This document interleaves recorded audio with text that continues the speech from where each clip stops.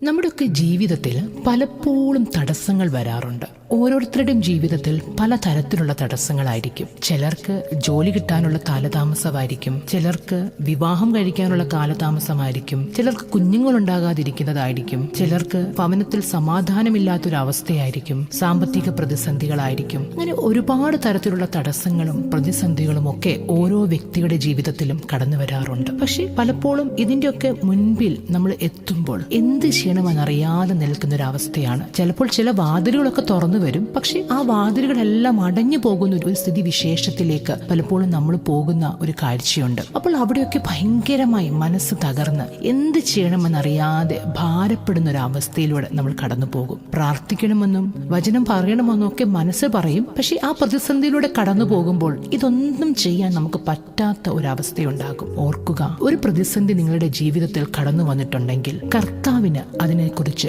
വ്യക്തമായ ഒരു പദ്ധതിയുണ്ട്. അത് നിങ്ങളുടെ നാശത്തിനുള്ള പദ്ധതിയല്ല, നിങ്ങൾക്ക് ശുഭമായ ഒരു ഭാവി നൽകാനുള്ള ഒരു പദ്ധതിയാണ്. ജീവിതത്തിൽ അങ്ങനെ എന്തെങ്കിലും പ്രതിസന്ധി നേരിടുന്ന ആളുകൾ ഈ വീഡിയോ കാണുന്നുണ്ടെങ്കിൽ ഓർക്കുക, നിങ്ങൾക്ക് പ്രാർത്ഥിക്കാൻ പറ്റുന്ന ഏറ്റവും നല്ല വചനം എന്ന് പറയുന്നത് യെശയ്യാവ് 45:2 ഞാൻ നിനക്ക് മുൻപേ ചെന്ന് ദുർഘടങ്ങൾ നിരപ്പാക്കും, താമ്രവാതിലുകൾ തകർക്കും, ഇരുമ്പോടാമ്പൽ ഖണ്ഡിക്കും. നിന്നെ പേര് ചൊല്ലി വിളിക്കുന്ന ഞാൻ യഹോവ എന്ന് നീ അറിയേണ്ടതിന് ഞാൻ നിനക്ക് ഇരുട്ടിലെ നിക്ഷേപങ്ങളും മറവിടങ്ങളിലെ ഗുപ്തനിധികളും തരും.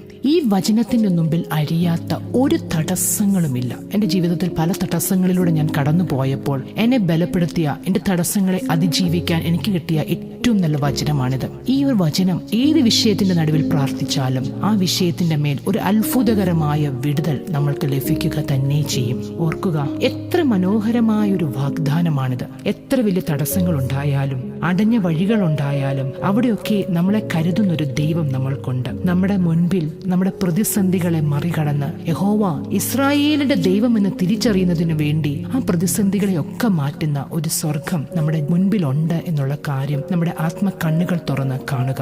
ഈശോയിൽ വിശ്വസിക്കുക.